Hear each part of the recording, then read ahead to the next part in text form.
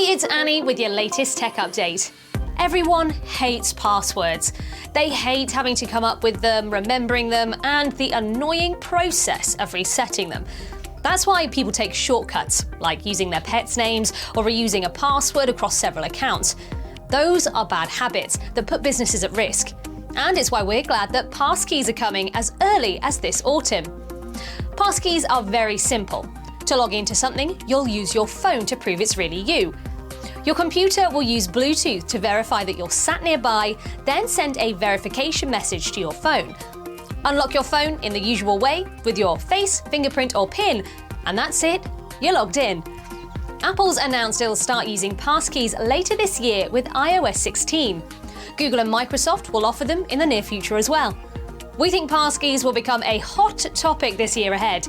Can you see your business adopting them? That's your tech update. More next week.